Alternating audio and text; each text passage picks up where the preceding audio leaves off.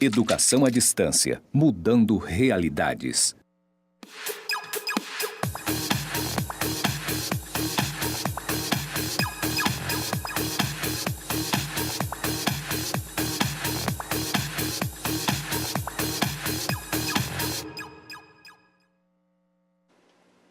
Olá, alunos, sejam bem-vindos à nossa quinta aula de programação para o Web 1. Bem-vindo, professor Alan. Bem-vindo, professora, bem-vindo, alunos. Estava ali na sala com o pessoal, percebi que eles estavam prestando atenção na aula de banco de dados. Agora eu vim para cá, eu quero ver se vocês vão mandar as dúvidas para cá e as respostas das atividades no final da aula, viu, professora? Isso aí, gente. Na aula de hoje, nós vamos fechar aquela nossa página que nós vimos criando desde o início, né, aquele nosso projeto. Nós vamos hoje fazer uma conexão com um servidor web, né? Vou fazer uma introdução sobre servidores web, Apache e o Nginx. Nós vamos falar também sobre isso. Vocês vão conhecer também um tal de Git, que é um controlador de versões. De versões do seu site, da sua página. Isso tá? Então mesmo. É isso que a gente vai ver hoje. Já sabe, né? O que é? Larga o telefone, para de conversa paralela e vamos para a nossa aula de hoje. Vamos pra aula, pessoal. Lembrando, minha gente, que a aula de hoje já é a última aula de conteúdo e a próxima já é revisão e prova. Então, o máximo de atenção que vocês puderem. O que vocês puderem tirar de dúvidas também, não é, professor Alan? Isso mesmo, professora. Penúltima aula. Tá chegando a prova, né? Semana que vem a gente já vai estar preparado para essa prova. Eu espero que vocês também estejam preparados, né, pessoal? Então, mandem as dúvidas, façam as atividades de percurso. Vamos lá. Gente, uma coisa que eu gostaria de lembrar com vocês é sobre o ambiente do computador que vocês vão utilizar para desenvolver os projetos. Né? Quando a gente fica instalando um monte de coisa, né? Desde o início, instalamos o Flask, o PyCharm, aí o banco, o MySQL, o Workbench, instalamos aí o Atom, instalamos aí, vamos precisar instalar o Apache. Então, tudo isso que a gente faz, esse monte de instalação, chama-se preparar o ambiente para receber o projeto, para a sua página poder ser desenvolvida dentro dele, certo? Então, quando você faz tudo isso, dá trabalho, mas só uma vez. Depois disso, você consegue desenvolver qualquer coisa, em qualquer outra linguagem também, que eles vão funcionar.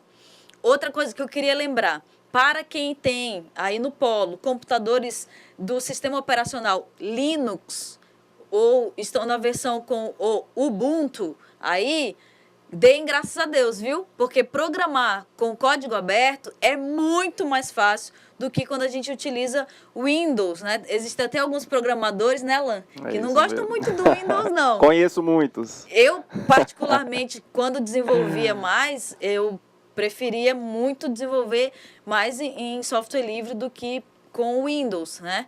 O Windows você tem a plataforma mais de layout, aquela coisa mais pronta, mas para você pegar e aprender mesmo a desenvolver, o Linux é chave. Então, essas atualizações, essas instalações que vocês precisam fazer para criar o nosso ambiente, no Linux é muito mais fácil. E quando vocês forem pesquisar na internet, arquivos para instalação no Linux, vocês vão achar muito mais variedade do que para o Windows, tá bom? Principalmente Python, que é código aberto, Atom é código aberto, Apache é código aberto. Então, tudo que é o código aberto, vocês vão achar muito mais fácil para Linux, certo? Que Linux é código aberto também, certo? Antes da gente começar a aula e antes de você começar a projetar o seu código, as suas coisas, vocês precisam, pessoal, iniciar o Flask, que eu ensinei na aula passada, né, para alguns. Esse Flask, iniciar o Flask é só para ambiente Windows, tá? Olha aí, no Linux você não precisa ter esse trabalho todo. Tem que iniciar o WAMP para poder a gente fazer a conexão com o banco MySQL. Temos que abrir o Atom, que é o nosso editor de texto. Se você tiver o Sublime Text, também não tem problema. Se você tiver o PyCharm também, não tem problema. Use o editor de texto que você conseguir usar, que você acha melhor.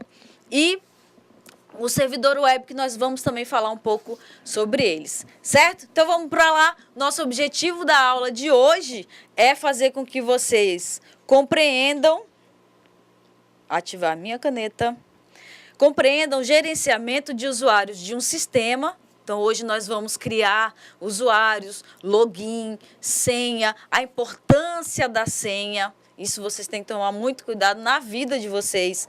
Nós vamos entender o gerenciamento das sessões, quando o usuário está logado. Vamos compreender como configurar um servidor Apache. Vamos compreender como configurar um servidor Nginx. Depois eu vou falar tudo sobre essa pronúncia desse servidor aí. Vamos diferenciar servidores Web Apache e Nginx. Utilizar o gerenciador de versões de código Git. Então, hoje é uma aula bem interessante, são conceitos novos, são carinhas novos que estão aparecendo aqui para a gente, que nós vamos conhecê-los e vocês vão ver quão importante eles são para a gente. Então, gerenciamento de usuários. Quando você cria um site que tem um controle de usuário, que o usuário loga, que o usuário faz alguma atualização dentro do projeto, dentro da sua página, né? Um e-mail, por exemplo, né? Ele conecta, ele recebe e-mails por ali, ele envia e-mails, tem a senha, caixa de entrada, caixa de spam, caixa de a lixeira. Então, tudo isso, existe um gerenciamento para cada usuário que vai logar no site que tem o e-mail. Se você tem o e-mail do Gmail, Yahoo, Hotmail, enfim, todos esses têm um gerenciamento a partir do momento que o usuário faz o login, certo? Vamos ver aqui, ó. Os usuários, eles são como registros em tabelas no banco de dados. Então, é igual mesmo uma tabela que ficam o registro dos usuários.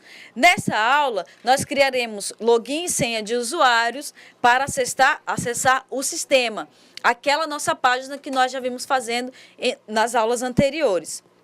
Com isso, hoje, o que a gente vai ter que tomar muito cuidado vai ser com o campo senha. Por quê? Olha só, jamais armazene senhas no seu banco de dados, lembrando que hoje você está aqui, ó, você não é o usuário. Eu estou falando com você, desenvolvedor, o administrador do banco de dados, o administrador da página que está disponível para os usuários. Então, você tem que pensar agora como o gerente dessa página. Quem criou a tabela para quando o usuário logar, ele vai ser armazenado? Quem criou? Eu. Opa, então a responsabilidade é minha. Cuidado com isso daí, tá bom? Olha só esse exemplo aqui. Esse exemplo é o que você não deve fazer. Criamos uma tabela no banco de dados, que é essa tabelinha aqui da imagem ao lado, chamada usuários. Ó, aqui é o nome dela. E ela contém duas informações, o nome e a senha. As senhas estão visíveis para qualquer pessoa que obtiver acesso ao banco de dados. Então, você tem uma senha fraca lá no teu banco, alguém conseguiu invadir, hackers, crackers, eles conseguem entrar, se você não tiver muita segurança no banco, e aí ele vai lá, ó, o usuário Joãozinho, a senha dele é teste, porque ela está em texto puro, é fácil de conseguir decifrar essa senha. O Pedrinho também, ele só usou alguns números. Quando a gente fala texto puro, pessoal, a gente relaciona isso daqui, ó, números e textos do mesmo padrão. Não tem uma letra maiúscula, não tem símbolo, não tem um caractere especial. Então, ele só tem isso aqui, fica fácil. E eles estão em sequência, ó, certo? 1, 2, 3, 3, 3, 2, 2. Isso tudo fica mais fácil de ser decifrado por alguém que queira invadir o seu banco, o seu site. Aí agora, nesse outro exemplo, dessa vez nós não vamos armazenar as senhas do usuário no banco. O que a gente vai fazer é armazenar uma informação relacionada à senha gerada a partir daquela senha, o chamado hash de senha. O hash de um valor é o resultado da aplicação de uma função de hashing nesse valor. No caso, o valor é a senha. Ó. Essa aqui é a formulazinha usada para gerar essa informação. Aqui, ó, é o H, que é o hash do valor. Então, não tem problema. Mesmo que o usuário tenha colocado uma senha fraca, de texto puro, ele colocou 1, 2, 3. Quando eu for armazenar no meu banco, eu vou rodar essa função para que ele gere essa referência da senha. E aí, quem for invadir, caso alguém invada o meu banco de dados, ele não vai conseguir encontrar a senha real do meu usuário. Ele vai achar essa referência aqui, que é o hash. Ele vai encontrar aqui o hash da senha, certo? E para ele conseguir decifrar isso aqui, ele vai demorar alguns mesezinhos para ele conseguir descobrir isso daqui. Então, isso dificulta para o invasor. Não quer dizer que seja impossível, porque hoje em dia eles estão muito evoluídos a parte de descobrir senhas e invadir sites seguros. Está acontecendo muito, porque eles estão bem evoluídos com essa parte de descobrir senha. Então, tomem cuidado. Isso aqui vai fazer com que ele demore mais, mas não quer dizer que seja impossível ele descobrir a senha do seu usuário que está dentro do seu banco, tá bom? Então, olha só. Aí aqui, ó, como é que ficou o resultado? Como ficaria o nosso banco de usuários? Então, cada usuário, nós armazenamos um hash da senha, uma referência da senha, e não a senha real. E aí ele está aqui, ó. Ó, o Joãozinho é a mesma aquela senha teste lá. Só que agora ela aparece com muito mais bits, muito maior. E a cada login, a senha digitada pelo Joãozinho, o Joãozinho vai digitar teste, que era a senha dele, ó. Ó, a senha do Joãozinho era teste. Quando ele for digitar a senha dele teste, o banco ele sofre um processo de criptografia e aí ele vai fazer a comparação com a senha e o hash da senha que já foi feito o cálculo antes. Se ele já tá ok, se bateu todos esses caracteres aqui, aí o Joãozinho loga com sucesso no site, no e-mail, enfim, qualquer sistema que ele for utilizar, certo?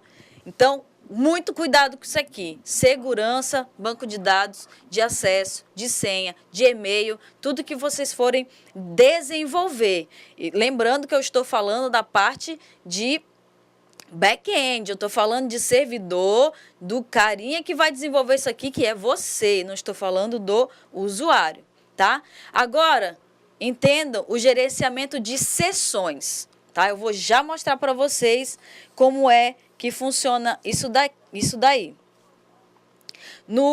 Uma sessão consiste em gerenciar os usuários logados no seu sistema. Nós podemos fazer isso utilizando cookies. Cookies em inglês é biscoito, mas aqui ele não tem esse sentido, tá? De comer. Eles serão salvos no cliente e verificados pelo seu sistema. Os cookies serão salvos no cliente, verificados pelo seu sistema. Esse cookie armazenará a informação do usuário que fez o login com sucesso. Hein, professor Alan? Podia ser um cookie de biscoito. Eu gosto de chocolate. Essa definição de cookies é até muito interessante, professora. Algum tempo atrás, eu acho que algumas pessoas tinham uma ideia errada quanto a esse gerenciamento de sessões através dos cookies, né? Tinha gente que achava que esses cookies eram vírus, que estavam ali roubando suas informações, prejudicando, né, suas informações, usando elas para fazer alguma outra coisa de errado. Mas, na verdade, o que acontece? Um cookie nada mais é do que um conjunto de bytes específicos que armazenam informações do usuário. Como assim, professor? Não estou entendendo o que é essa definição. Imagina lá que você vai lá no seu computador, aí você acessa um site, uma página, uma rede social, que necessite de uma autenticação. Uma autenticação é você entrar ali com o seu usuário, sua senha, para poder realizar essa validação e você conseguir acessar uma rede social, por exemplo, a sua página na rede social. A partir do momento que você faz essa autenticação, é criada uma espécie de pasta no seu computador que possui um arquivo contendo informações de identificação do usuário, no caso, suas informações de usuário naquele site, naquela página, naquela rede social. Então, é o cookie que faz isso, ele faz esse gerenciamento das informações. Se você abrir a sua rede social lá, o seu site, sua página, colocar suas informações, fazer essa validação e acessar, e você fechar o navegador, depois for lá, abrir o navegador e tentar acessar de novo a página, você pode ver que já vai acessar direto na sua rede social, por exemplo. Claro, se estiver tudo configurado corretamente no seu navegador. Mas isso acontece por causa dos cookies. Ele cria essa pasta lá com esse arquivo contendo as informações de identificação, um conjunto de números específicos que fazem relação com o seu usuário naquele site, naquela página. E quando ele tenta abrir novamente, depois de você ter fechado o navegador, ele vai buscar lá no seu computador. Se ele achar, opa, achei aqui umas informações de identificação do professor Alan na rede social. Se tem, já vou carregar e vou abrir direto aqui o que está salvo essas informações da autenticação do usuário, ok? Caso você entre na sua rede social e aperte para sair, ao invés de fechar direto o navegador, isso não vai acontecer, logicamente. Mas se você tentar acessar de novo o site da rede social, pode até acontecer lá do seu e-mail ou do seu usuário já até aparecer na tela, pedindo para você colocar somente a senha. Então esse gerenciamento ele acontece através dos cookies que guardam essas informações lá no seu computador e quando você tenta acessar a página, o site, o servidor vai buscar essas informações para ver se já estão salvas, para evitar esse trabalho de realizar outra autenticação, ok? Certo, professora Naira?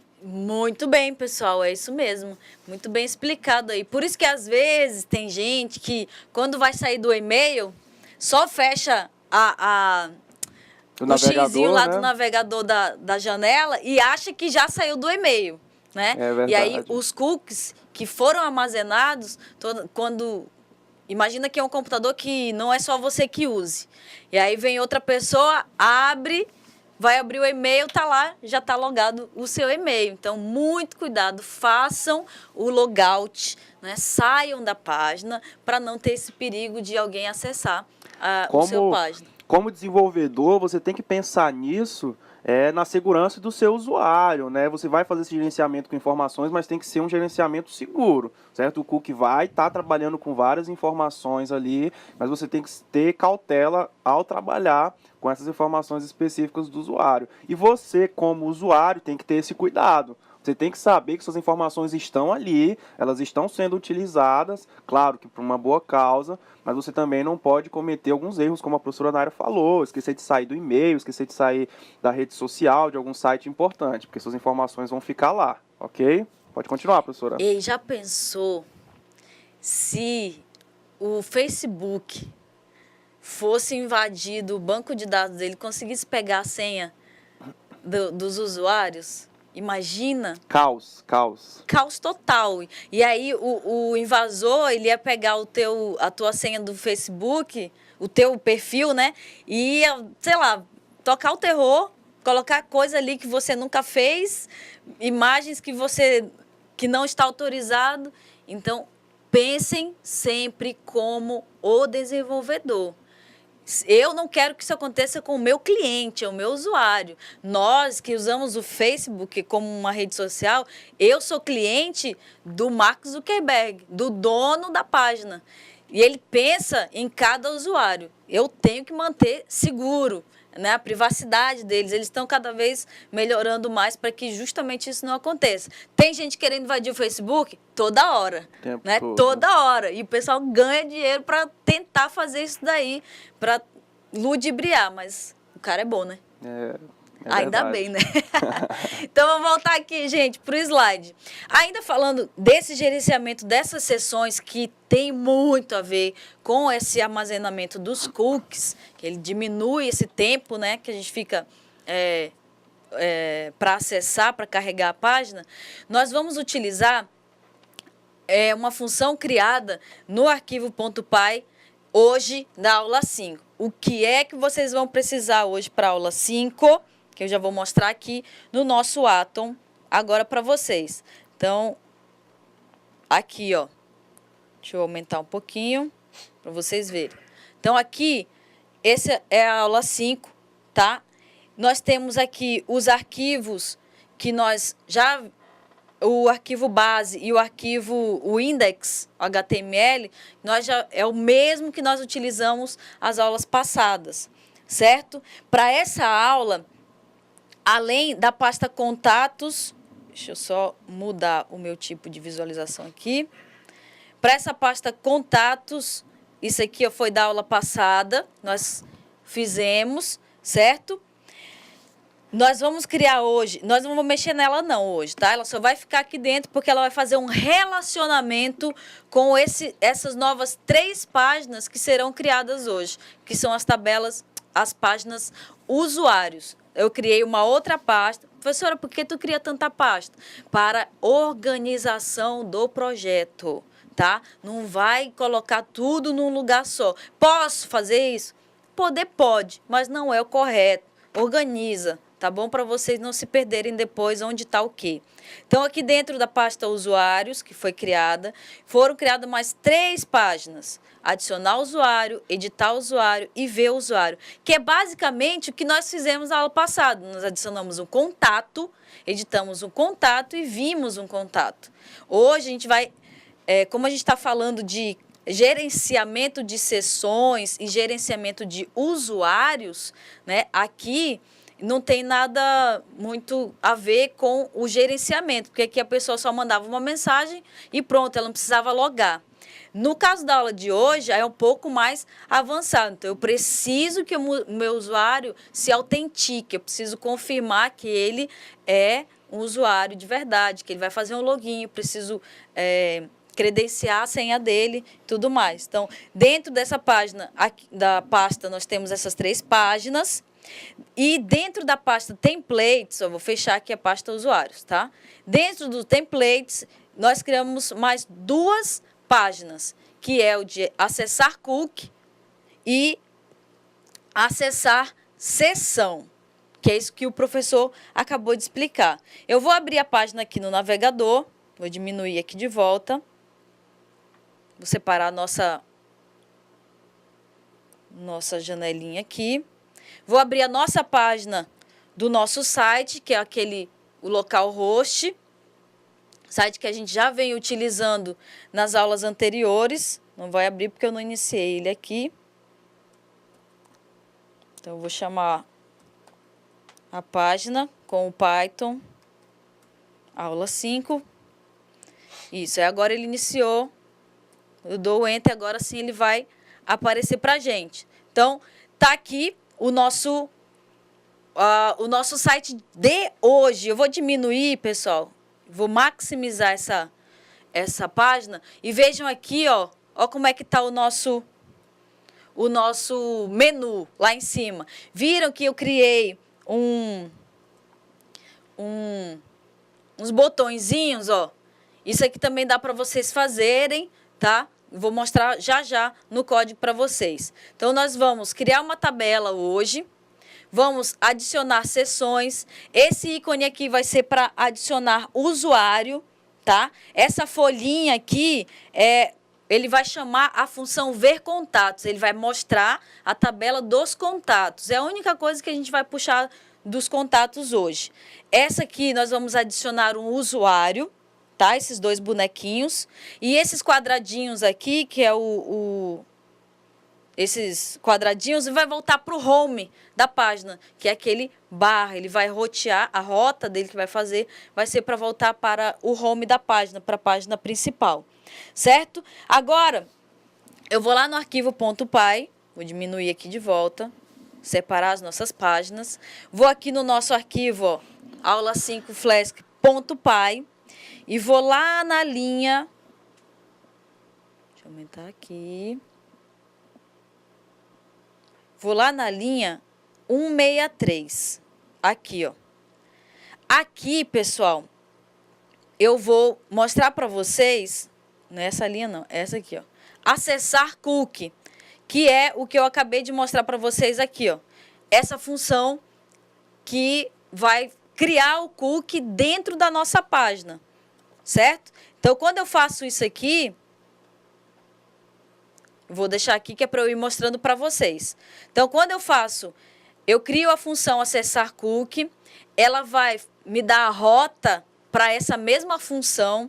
Então, ela vai ter o método get post, ou seja, eu vou enviar a mensagem para o servidor e eu vou solicitar uma resposta. Sempre quando tem post é porque tem formulário para preencher e tem botãozinho para clicar, certo? Quando eu preencho isso aqui, ó, se o request é a resposta do método for post, ou seja, se ele clicar no botão, ele vai receber a variável usuário digitado e senha digitado, vai receber os dados que foram inseridos dentro do campo usuário e campo senha, certo? Depois ele vai aqui, ó, isso se for verdadeiro. Se for o método post, aí ele vai selecionar dentro da tabela usuário, onde o usuário for o nome dele digitado. Quando eu faço isso, tá osso esse negócio hoje. Vou subir aqui. Então, ó, esse é o nosso menu mobile, né, que é responsivo. Vou clicar aqui em acessar cookies, que vai chamar essa minha função. Pá, cliquei. Mostrou o meu formulário, que ele está dizendo, ó, vai ter um formulário lá com 2 campos, usuário e senha. Aí ele vai digitar e vai fazer o login. Vou fazer um login aqui do usuário do Joãozinho. Faltou ó. Joãozinho, tá? Só aumentei um pouco aqui para vocês olharem melhor. Joãozinho. A senha do Joãozinho é teste. Nós sabemos, mas aqui tem a criptografia para não deixar ver. Quando eu clico aqui, ele vai fazer o login dele. Por que que deu erro? Eu não criei a tabela contato ainda. Então, eu tenho que vir aqui, ó, e criar a tabela. Aí sim, ó, tabela criada com sucesso. Essa tabela criada com sucesso, que ele acabou de fazer, pessoal, nada mais é do que isso aqui, ó. Essa página também que nós fizemos na aula passada, desses links de menu, são os links da aula de hoje. Então, todos esses links que estão aqui, ó, deixar eles abertos, todos esses links que estão aqui são criados aqui nessa página de links menus HTML, tá? Então, ó, o dashboard é esse quadradinho aqui que eu criei. O material supervisor account são esses 2 bonequinhos. Então, eu chamei uns botões. O recept é esse aqui, a folhinha. Depois, aqui embaixo, nós temos o criar tabela, que é o botão, e o botão excluir tabela. Você diminui mais um pouco, que ele vai aparecer aqui. Ó, excluir tabela, tá bom? Vou aumentar, porque vocês não vão conseguir ver. Aí, aqui, como ele é responsível, todos esses menus que eu criei, esses botões, estão criados aqui na página links menus, menu, ok? O index nós não mexemos nada, o base também não foi mexido nada. A página acessar cookie, que é essa daqui, ó, quando eu clicar, ele vai aparecer, ó, acessar cookie, é acessar cookie. Aqui ele chama aquela função que está lá no arquivo.py, acessar cookie, que nós acabamos de ver. É o método tipo post, ó, porque ele é um formulário e tem o botão. Mais embaixo, nós temos aqui os campos, ó, usuário, senha, senha. Todos esses 2 campos, aqui no final, ó, ele tem que ser validado. Usuário, ele está escrito aqui, ó, required. Isso quer dizer que são campos obrigatórios, eles não podem ficar em branco. Então, o usuário tem que clicar, digitar alguma informação ali. E depois aqui o botão fazer login, certo? Preciso que vocês só entendam isso, como funciona o código dentro da página, aonde está o que e quem. A página acessar seção, está aqui, ó, acessar sessões. Quando eu clicar, ela também vai ter um formulário, também vai ter o usuário, também vai ter a senha, e ela também vai ser um método do tipo post. Mesma coisa aqui, ó. Usuário e senha serão campos obrigatórios, ó, required, tem que ter alguma informação ali dentro, certo? Aí ele vai abrir isso aqui. Usuários. A minha página para adicionar usuário, que é esse bonequinho aqui, ó, quando eu clico nela, então ele vai mostrar uma tabela, que foi que eu cliquei lá para criar a tabela.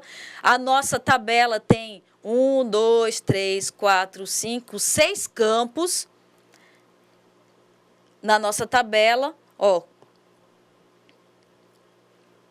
Então, eu vou criar a tabela. Eu estou errada aqui, né, gente? Quando eu clicar nesse botãozinho de mais aqui, pessoal, que é onde eu chamo aqui, ó. Eu vou clicar aqui, pá. Ele vai me mostrar esse formulário que está aqui do lado esquerdo, aqui, com os 3 campos. Nome, usuário e senha. E o botão enviar. Quando ele envia, essa informação vai para a minha função do cadastro de usuário, ó, cadastrar usuário. Aonde que está essa função, professora? Arquivo.py, certo? Aqui no arquivo.py é onde ficam as regras da nossa página. Aqui está a regra de criar a tabela. Essa criar tabela nós fizemos na aula passada, que tínhamos o tabela contato. E aí ele executa o query. Em seguida, nós temos que criar um outro query da tabela usuário, que é onde nós fizemos aqui as outras páginas. E depois nós vamos relacionar as duas. Isso é interessante, preciso que vocês entendam o que foi feito aqui, tá? Presta atenção, olha para cá. O query 1, esse primeiro query, ó, create table, é o SQL da criação da tabela contato que nós fizemos na aula passada. Aqui embaixo eu estou chamando para que ele execute, ó, quem? Esse query aqui. Aqui embaixo eu criei um outro query da criação da tabela usuário. Criei a tabela usuário com os campos que eu quero que ela tenha. E depois aqui embaixo eu também vou chamar ela de novo e vou executar quem? O query 2, que cria a tabela usuário. Mais para baixo, eu tenho o query 3. Professor, eu posso criar esse monte de query dentro do arquivo? Pode, para você separar, para que ele funcione direitinho. Quando eu falo isso aqui, ó, crie um único index da tabela usuário no banco de dados do DB Contato Flask que nós criamos lá no MySQL.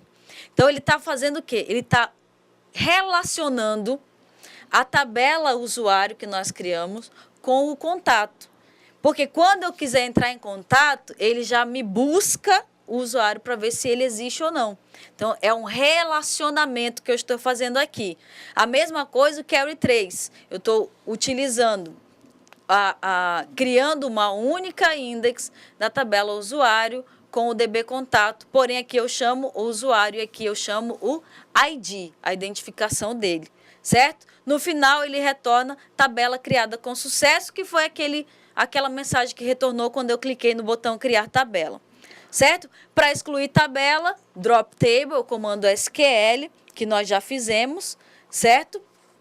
Então, para a gente realizar um login e a senha, a gente precisa...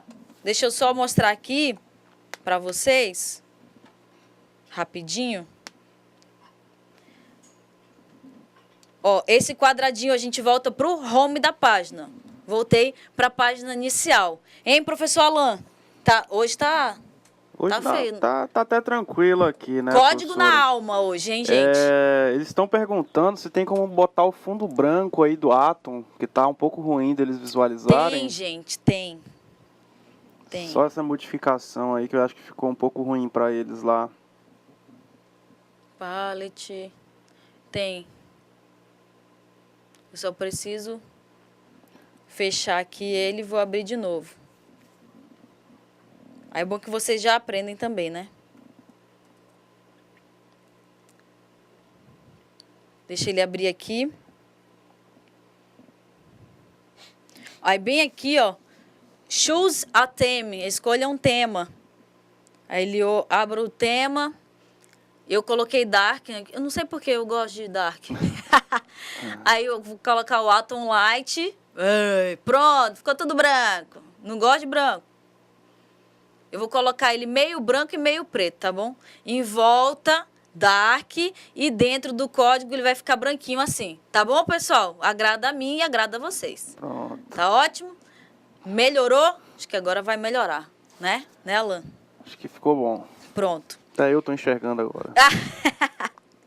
Então, gente, para a gente fazer um login e verificar se tudo tá certo, que é o que eu vou testar com vocês agora aqui, ó. Quando ele vem aqui e acessar uma sessão, eu criei lá o Joãozinho, né? Ó, isso aqui já é o cookie trabalhando, ó. Quando ele já me induz para o Joãozinho, que o Joãozinho já acessou, ele já tem alguma coisa. Isso aqui são os cookies, ó. Então, se eu botei 20 usuários, se eu vier, como ele vai armazenando esses pequenos arquivos no computador, vai armazenando, se eu entrei 20 vezes nesse computador com 20 usuários diferentes, quando eu vier aqui, ele vai mostrar aquelas listas dos 20 usuários que eu utilizei nessa máquina, tá? Porque esses arquivos, esses pequenos arquivos, eles estão dentro da máquina. Então, quando eu faço essa criação do usuário, para realizar o login e verificar se o usuário está logado, utilizando cookies, então nós temos primeiro que verificar. Eu vou abrir o Atom aqui do lado branco agora para vocês, o Atom branco. Aqui. Eu vou aqui na linha da criação de usuários, editar usuário, cadastrar usuário. Isso aqui a gente já fez, né? Aí aqui eu vou editar um usuário, daqui a pouco a gente vai ver, excluir. Aqui eu vou acessar o cookie, ó. Então, quando eu acesso o cookie, ele tem que verificar se o usuário está cadastrado. Primeiro, ele tem que verificar se esse usuário está cadastrado. Logo em seguida, ele verifica se o usuário está tentando logar no banco que já existe, que é esse aqui, ó. Quando a gente vai digitar lá, entrar, né, ele vai verificar se os dados estão batendo com o que já está lá dentro do Joãozinho. Se ele for um método post, ou seja, se ele clicar em login, ele vai verificar se o usuário está no banco, se ele existe no banco, na tabela usuário. Logo em seguida, se o usuário existir, ele executa o comando e aí ele verifica se aquela senha lá, teste, tal, vai bater com o hash da senha que ele fez e no final ele já cria o cookies. Então, vou criar a Mariazinha agora. A Mariazinha. A senha da Mariazinha é teste 123. Ó, ele não fez nada, porque a Mariazinha não está cadastrada. O Joãozinho, ele já tem. Senha do Joãozinho. Fazer login. Quando eu clico aqui, eu criei o Joãozinho, não foi? Sim. Teste. Fazer login. Não, ele não está criado. Ó, isso aqui tudo é teste, ó, tá vendo? Esse povo que aparece aqui, todos os testes foram feitos nessa máquina. O só esqueço desse ó do Joãozinho. O nome dele, João da Silva. O usuário dele vai ser Joãozinho e a senha dele vai ser teste. Quando eu envio, aí agora sim ele cadastrou o meu usuário. E aí ele já mostra para mim. Esses botões aqui, pessoal, é de editar e excluir o usuário, certo? Isso tudo também está aqui no nosso código. Aqui sim, agora sim eu vou conseguir acessar a sessão a sessão, porque agora o Joãozinho está cadastrado. O nome do usuário dele e o teste, ó, fazer login. Aí o Joãozinho, ó, logado com sucesso, utilizando sessões. Então, ele pode entrar na minha página e fazer o que ele bem entender. Aí, aqui que ele faz, ó. Se ele tem cadastro, ó, se ele verifica se ele tem o registro. Se ele tem registro, então ele pega o elemento da lista, que é o ID dele, o elemento número 0 do nosso, da matriz, lá dos nossos vetores. Ele pega, se o usuário for igual à senha digitada, ou seja, se o Joãozinho colocou a mesma senha que ele cadastrou, então ele vai devolver para o navegador e vai mostrar que ele foi logado com sucesso, certo? Ele vai devolver a página acessar cookies, certo, gente? Então, eu não tenho mais tempo para fazer nada com vocês. Essa coisa de documento, de gerenciamento de sessões, eu já falei sobre a segurança dos cookies nas sessões, certo? Quando vocês forem gerar uma sessão no Flask, você tem que definir essa chave secreta, tá? Essa chave secreta, que está lá na linha. Quando a gente voltar da atividade de sala, eu vou mostrar para vocês. Essa chave secreta aqui, ó, é uma chave que eu criei com um hash, tá? E ela utiliza para criptografar os dados dos cookies que são armazenados, para que nenhuma pessoa consiga ver o que está dentro dele e nem ter o acesso fácil. Então, para validar o usuário, ele tem que ter uma sessão ativa, você tem que verificar assim, se ele ainda está logado. Sei lá, ele ficou uns 2, 3 minutos parados, aí pode ser que a sessão dele tenha expirado. Então, dentro da função logado sessão, lá do arquivo.py, você vai verificar se o usuário está na sessão. Se o usuário dentro da sessão, então ele vai retornar que ele continua ativo e ele não vai ter expirado, certo? Na volta, eu vou falar para vocês uma introdução, alguns conceitos sobre o servidor web Apache e o Nginx, certo? Então, vamos para a nossa atividade de sala. Façam aí o que vocês conseguirem, eu tenho certeza que vocês vão conseguir, porque vocês são alunos muito empenhados, né? O professor Alan vai ficar aguardando a resposta de vocês chegarem aqui no chat e daqui a pouco a gente volta.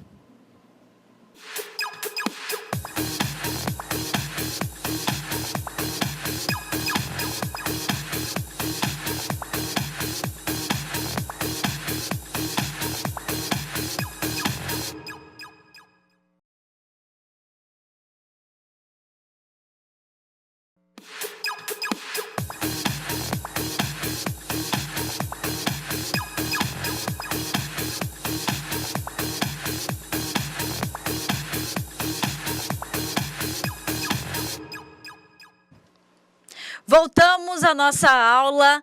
Gente, e aí, como é que foi para vocês resolverem a atividade de sala? Hein, professor Alan? Rapaz, chegaram algumas respostas por aí já? Eu estava aqui desatento, quando eu olhei já tinha umas 30 respostas aqui, professor. E olha que a gente nem terminou o conteúdo, hein? É, isso mesmo. Salvei aqui, mas vamos dar continuidade, daqui a pouco a gente vê. Isso aí, gente. Vamos lá, vamos voltar aqui para os slides que eu vou fazer uma introdução sobre servidores web, certo? Então, só fazendo um aparato e relembrando que nós vimos já na segunda aula sobre servidor web. Então, o que é um servidor web? É um computador disponível 24 horas por dia, que armazena dados de um site e uma aplicação online. Então, o servidor web é o software que processa as solicitações do cliente e garante que a troca de informações seja efetuada. Isso é só para a gente relembrar o que eles são.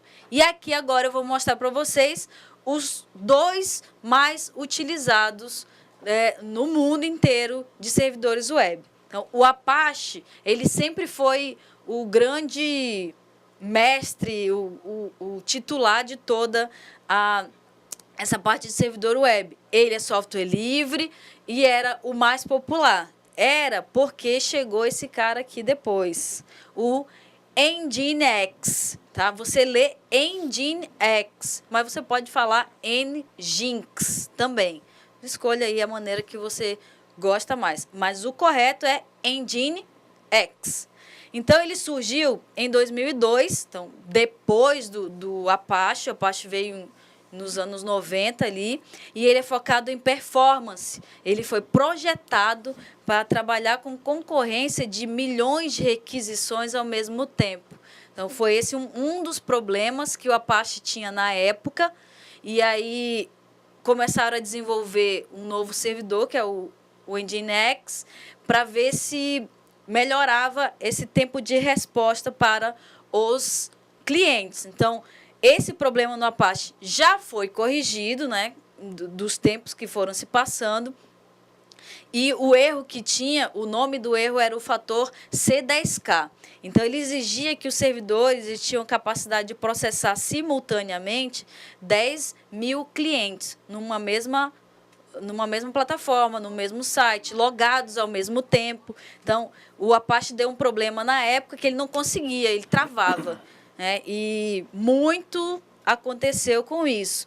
Aí teve que criar aí um novo servidor capaz de suportar essa demanda de conexões. Hoje, Nginx consegue aí, simultaneamente, milhões de clientes, não só 10.000, mas sim milhões de clientes conectados ao mesmo tempo. Exemplo, o nosso Facebook, né, que o mundo inteiro tem, e milhares de pessoas, milhões de pessoas estão conectadas ao mesmo tempo, e ele não para, não trava, não fica lento, então ele funciona normal. Então, o exemplo de um bug que deu também no Apache foi na época das inscrições do Enem, que todo mundo começou a logar, querer fazer inscrição ao mesmo tempo, e o site travou.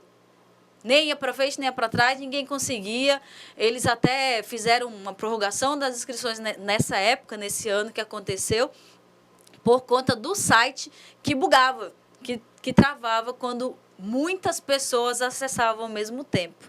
Então, esse é um exemplo bem prático do que acontecia antigamente. Hoje, se o servidor web, se a página web que você loga, ela trava por conta de muitos acessos, então ela está aí num servidor errado. Tem que haver uma atualização nisso tudo aí, certo?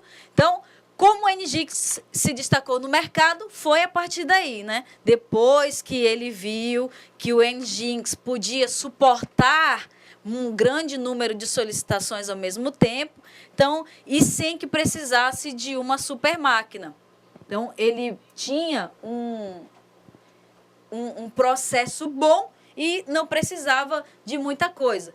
Diferenças entre um e outro. Então, o Apache, eles fizeram uns testes com o Apache e para que ele acessasse alguns processos numa página HTML normal. Para ele fazer isso, ele executou 4 processos, ele usou 30% de CPU do processador da máquina. CPU não é a caixa, hein? A caixa é gabinete. CPU é aquele processadorzinho que fica dentro da placa-mãe. Ele utilizou 17 MB de memória do servidor e ele abriu 6.500 requests por segundo. Requests são respostas por segundo. Já o Nginx, com o mesmo teste, a mesma página, a mesma coisa, ele executou apenas um processo, ou seja, abriu mais rápido. Ele só utilizou 15% de CPU, só 1 MB de memória e abriu 11.500 requests por segundo. E aí, compara. Por isso que o Nginx está ganhando espaço, está ganhando mercado, também é software livre, também consegue instalar até mais fácil do que o Apache aí. Para instalação deles, está disponível para vocês lá no Ava, tem um tutorial para vocês instalarem, tanto no Linux quanto para o Windows. Volto a dizer, se você tem Linux, é muito melhor de instalar do que para o Windows, certo? Então, é só lá digitar alguns códigos e ter internet. Isso aí é o principal, certo? Então, façam o download do Apache. Está aqui o nosso link. as configurações dele. Você vai precisar criar um arquivo chamado WSGI, que é esse WSGI. Você vai ler WSGI ou WSGI, mesmo como você queira chamar. O WSGI, ele é um acrônimo de Web Server Gateway Interface. Ele trata-se de uma forma para servidores conversarem mais fácil com os frameworks e vice-versa. Então, os arquivos de configuração que também estão disponíveis para vocês é o Flask WSGI e o flask_apache.conf. Esses são os arquivos de configurações do Apache. Para instalar o Nginx no Windows, também vocês vão fazer um download de uma versão mais recente no site deles. Aí depois você tem que utilizar o prompt de comando. Então você vai fazer o download do arquivo e para instalar você vai ter que usar o prompt, o CMD, certo? Ó, ele vem compactado, você vai tirar a compactação dele para poder startar ele logo em seguida. Feito isso, será necessário criar um arquivo UWSGI, WSGI. O que significa esse U a mais? Então, para o Apache, eu preciso criar o arquivo WSGI. Para o Nginx, eu preciso criar o UWSGI. O U significa que ele é um update, ele é a mais do que o arquivo utilizado para o Apache, certo? Os arquivos de configuração do Nginx são esses dois aqui, que também estão disponíveis para vocês. Por que eu preciso desses arquivos de configuração, professor? Você vai direcionar dentro deles, que eu tenho aqui aberto. Ó, vocês vão direcionar, pessoal. Não está aqui. Eu vou tentar abrir agora aqui, se dá tempo, porque a gente está correndo contra o tempo. Aqui, ó. Vocês vão direcionar para que ele abra onde está o seu projeto. Ó, onde está o seu projeto dentro do computador. Ó, esse é o arquivo de configuração do Apache. Vejam que ele está assim sem cor, porque ele não é um tipo de programação, não é uma linguagem. Então, aqui eu vou direcionar onde está o meu arquivo, onde está a base dos documentos, certo? Ele onde ficam as configurações. Esse é o arquivo do Nginx, onde estão as configurações também. Ele vai abrir com a porta 80 e esse vai ser o endereço que eu vou digitar lá no meu navegador quando eu quiser abrir a página, certo? Aqui também o USGI, o nome do arquivo Flask, ó. Eu criei um outro arquivo Flask para poder chamar. E aqui no caso desse arquivo Flask nós poderíamos utilizar o arquivo das nossas aulas, que são mais completos, e ele abre de uma maneira melhor. Esse aqui foi só mesmo para exemplificar e mostrar como um chama o outro dentro dos arquivos de configuração, certo? Então, eu tenho o arquivo principal, que vai ser o arquivo Flask aqui. Embaixo eu tenho a configuração do Apache, que eu vou direcionar para esse arquivo. Eu também coloquei a configuração do Nginx para você escolher. Então, você vai usar ou um ou o outro. Uma coisa que é importante lembrar, se você vai configurar o Apache para utilizar a porta 80 de conexão, quando você for configurar o Nginx, você não pode usar a mesma porta, porque vai dar conflito e aí não funciona. Então, pega para o Apache, sei lá, usa 80 e para o Nginx você usa 8080 ou 81, que são portas HTTP que funcionam para servidor, certo? Então, cuidado com isso daí. Nunca você vai colocar os dois funcionando ao mesmo tempo, ou Apache ou Nginx. Por isso que tem os dois para você escolher qual que você vai querer utilizar, ok? Deixa eu voltar aqui. E agora eu preciso falar do Git. Esse também é uma introdução do Git. O que é o Git? Ele é um gerenciador de versão da sua página. Lembra do Orkut, que nós tínhamos uma primeira versão do Orkut, ele começou sem muita imagem, sem muita coisa, tal, e ele foi evoluindo, foi melhorando. A mesma coisa hoje, digamos que o Facebook é uma nova versão do Orkut. O Facebook hoje ele é muito mais atualizado, ele tem muito mais funcionalidades do que na época em que você entrou, há 4 anos atrás, ou 3, 5 anos atrás. Então, ele vai melhorando as versões, ele vai atualizando.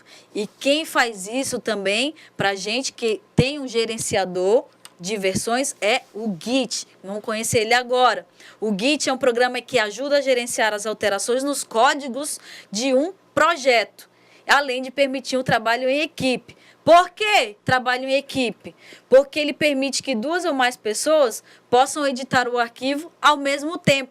E aí, com ele, um vai arrumando, ele é código aberto, então um desenvolvedor mexe aqui, o outro mexe lá, e ele vai melhorando, um vai vendo o defeito do outro. Então, para vocês entenderem esse quadro aqui, como funcionam as versões, digamos que isso aqui é a versão 1 do seu site, do seu projeto. Então, na primeira versão, você tem o A, B e C. São a página A, a página B e página C da primeira versão da sua página. Então, o Git considera que os dados da sua página, eles são como um conjunto de snapshots. Snapshots, captura de algo de um determinado instante. É como se fosse uma foto. Você vai tirar uma foto daquele momento, chamado de snapshot. E aí, ele cria um mini sistema de arquivos. Cada vez que você salva ou consolida, faz o commit, que é salvar, você vai atualizar alguma coisa, você vai consolidar o estado do seu projeto no Git. É como se ele tirasse uma foto de todos os seus arquivos naquele momento. E aí ele armazena uma referência dessa captura. Ao invés dele criar um novo arquivo, ele cria só uma foto, tipo um arquivo temporário.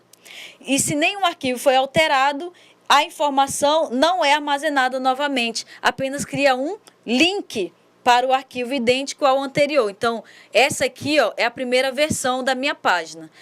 Depois eu criei uma segunda versão que eu chamei de A1. Na versão 3, eu mantive, eu não alterei nada. Aí veja que ele está pontilhadinho, porque ele criou aquele link, ele não criou de novo o arquivo. Isso deixa que a sua página fique mais leve. Aqui na minha página B, eu mantive a mesma página na versão 2 e na versão 3. Então, ele só cria esses links. E aí, sim, na versão 4, eu fiz uma alteração e renomeei. Fiz um outro nome e criou um novo arquivo. A versão 4 da minha página também, eu fiz uma alteração na A2 e na versão 5, ela se manteve. Então, só foi criado um link. É isso que eu preciso que vocês entendam como funciona o Git, certo? Aí você deve estar me perguntando, professora, como que eu vou... Deixa eu apagar só essa bagunça toda que eu fiz aqui. Como que eu vou...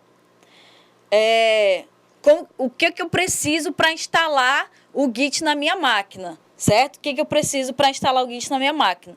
Simples. Vou abrir aqui um navegador. Não tenho nenhum navegador aberto. Eu vou abrir aqui o navegador para a gente observar. O site do Git, vou abrir aqui o site do Git, anotem esse endereço, porque vocês podem precisar, é git-scm.com.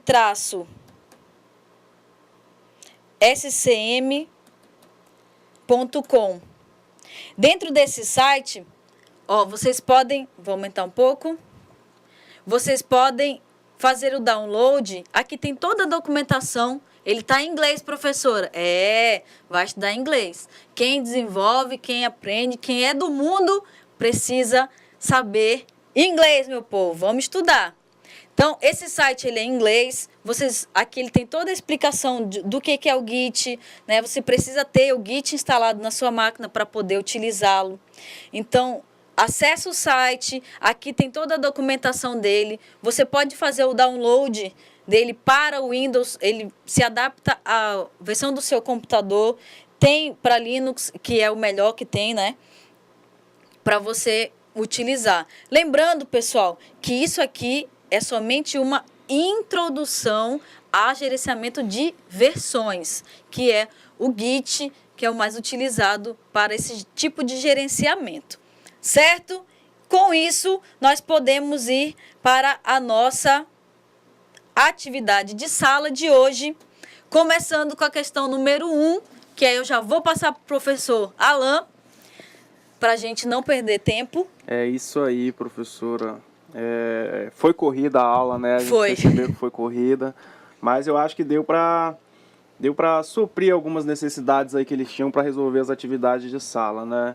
Eu separei algumas perguntas aqui, na verdade muitas, né? Muitas respostas, e eu acho que teve algumas dúvidas. Tá bom, teve algumas dúvidas aqui, alguém acabou tendo uma divergência de opinião do outro, mas eu acho que a gente vai conseguir chegar num consenso aqui e dar a melhor solução para eles, né? Vamos ler o enunciado aí? Vamos ao enunciado da questão número 1. Uma sessão. Nunca fica essa minha caneta.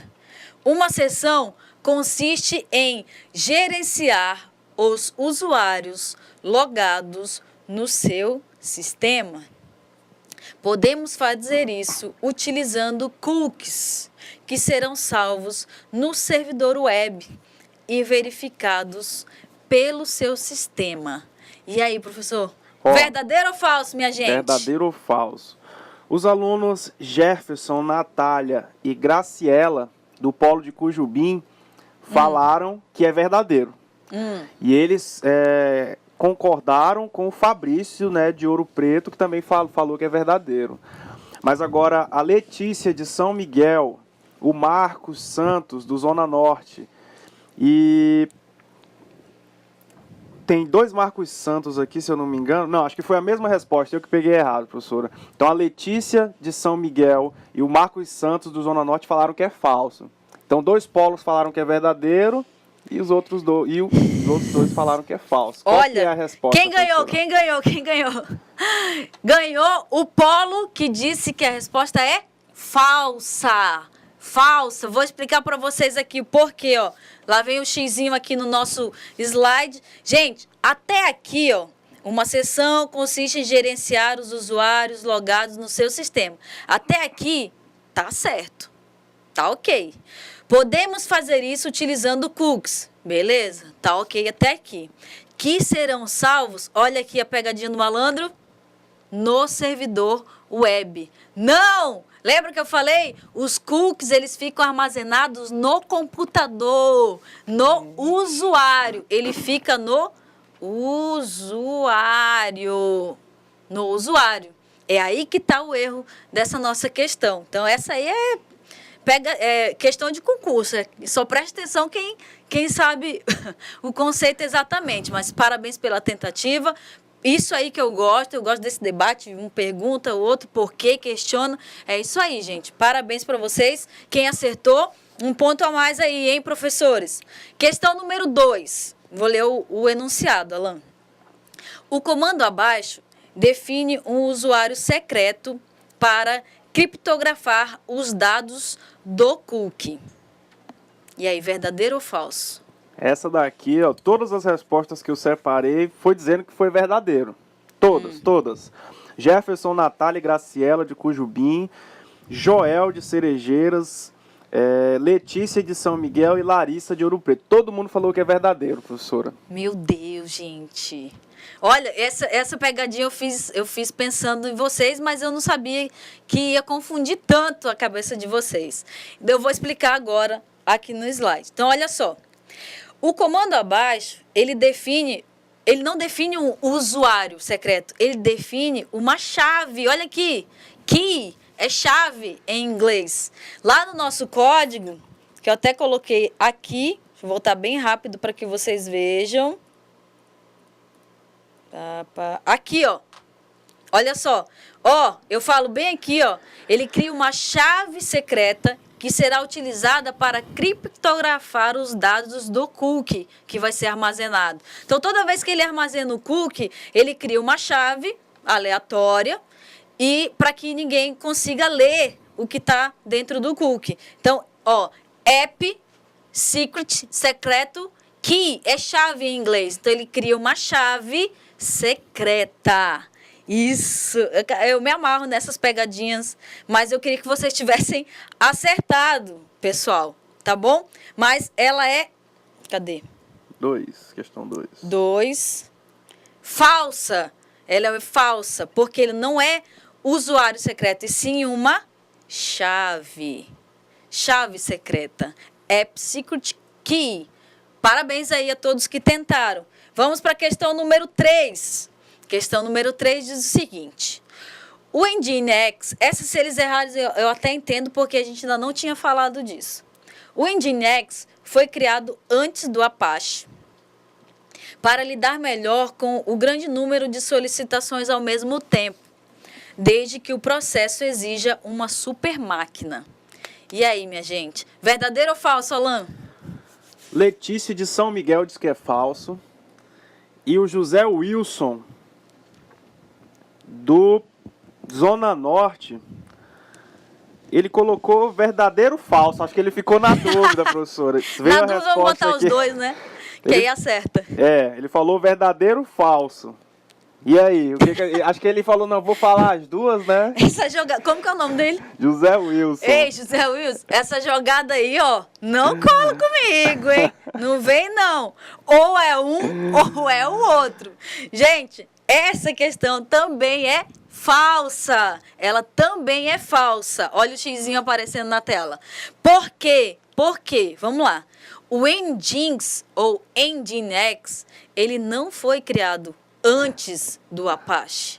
Porque quem que comandava o mercado antes? Era o Apache. Quando deu aquele problema, que ele não suportava não sei o quê, aí sim que veio o Nginx. Essa é a primeira parte que está errada aí, a questão, né, Alan? Professora, agora eu vou defender o José Wilson.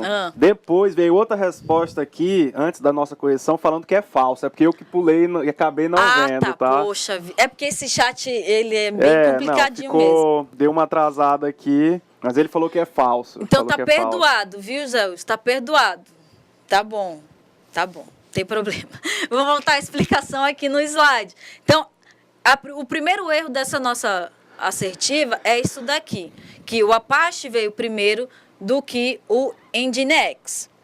E aí ele veio para lidar melhor com um grande número de solicitações ao mesmo tempo. O outro erro está aqui, desde que o processo exija uma super máquina. Não precisa que seja uma super máquina. Vocês viram a comparação que eu fiz ali, né? O Nginx, ele usou pouca memória, ele abriu mais respostas, ele usou pouca CPU e ele só utilizou um processo dentro do serviço do processador dele. Então, não precisa ser uma grande máquina para que você consiga utilizar o Nginx. O Apache também. Não precisa ser uma grande máquina, mas como ele exige mais, então é bom que a máquina seja um pouco mais, o porte dela seja um pouco melhor. Mas é aqui o erro também. Então, ela tem dois erros aqui, que ele não foi criado antes, e desde que não há necessidade de que seja uma super máquina para você ter o servidor web Nginx na sua máquina. Questão número 4. Observe a div do formulário abaixo. Qual a função da instrução required? Essa aí tá muito fácil, hein, Alan? Mandaram duas respostas aqui, uma simples e um pouquinho mais extensa, né? Pouca coisa. O Marcos Vinícius, do Zona Norte, ele falou que é utilizado para campos obrigatórios, onde serão colocadas as informações. Já Jefferson, Natália e Graciela, de Cujubim, só falaram campo obrigatório. Foram mais diretos, objetivos, né? Mas os dois estão corretos. Parabéns aí a todos que acertaram. Gente, vou explicar, e eu falei também durante a aula para vocês, até enfatizei que era para ver se alguém pegava, e vocês pegaram aí direitinho. O campo required, ele é um campo obrigatório, ele torna um campo obrigatório. Se eu tiro esse comando do finalzinho da minha div, dessa tag do input, tanto faz se o usuário colocar o nome dele ou não, e ele clicar no login, ele vai aceitar, entendeu? Porque ele não é um campo obrigatório. E qualquer coisa, se eu colocar ou não, ele vai aceitar. Por isso que a gente exige que seja obrigatório o campo do usuário, senha, enfim. Questão número 5 e última questão de hoje.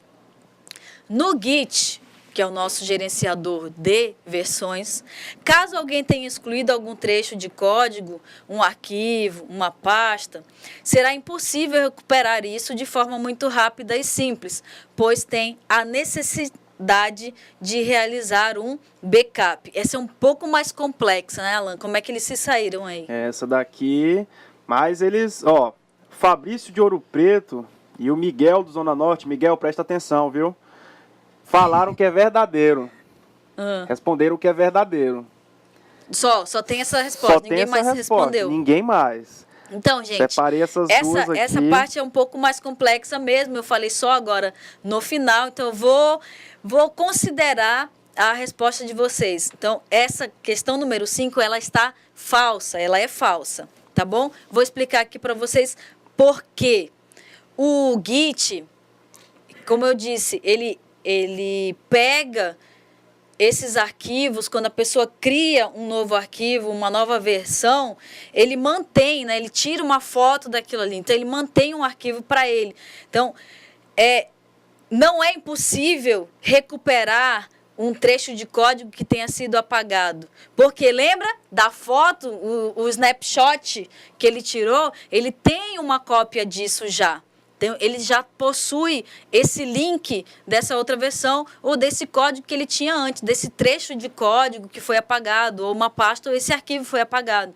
Porque ele já faz o backup automaticamente. Ele já é um backup. Assim, quando você cria, ele automaticamente já cria. Então, essa parte aqui que está errada, não, é possível sim recuperar e de forma muito rápida, porque ele já faz um backup. Não há necessidade, não precisa fazer backup dele, pois o fato dele ter esses snapshots, a maneira com que ele gerencia essas versões, criando links todas as vezes das versões anteriores, você não precisa ficar fazendo backup e muito menos se matando porque apagou um arquivo, porque apagou uma pasta. Por isso que essa é falsa. Eu quero lembrar para vocês também, então foi reaberto, prorrogado os prazos das tarefas 2 e 3 no AVA. Olha aqui para mim, por favor. Isso. Façam, tentem fazer. Eu entendo que não é uma disciplina fácil, é uma disciplina muito voltada para a programação, são conceitos novos que vocês estão vendo. Então, não se prendam somente ao material que está aqui, pesquisem na internet, façam mais pesquisas. Se você já tem um computador, se você já tem o acesso à tecnologia, à web, então percorra ela, fuça a internet, procura, assista vídeo, assista aula, tem curso de Git na internet, tem curso de Nginx na internet, então, tudo gratuito, vocês sabem que é assim que funciona. Pessoal, semana que vem é a prova, então vamos estudar. Vamos fazer a tarefa, as tarefas vão ajudar vocês para a prova. Semana que vem, revisão, né, professor Alan? Está acabando a nossa disciplina. Está acabando, acho que eles estão enjoados já, né, da minha cara, será? Professora. 2 disciplinas seguidas aí com eles. Ai, mesmo. Ainda está na sala aqui do Ainda tô Porto na Velho. sala com eles, né? Mas é isso, pessoal. Deem uma estudada, aproveitem a revisão na semana que vem e eu espero que vocês façam uma boa prova. Tchau, gente. Tchau.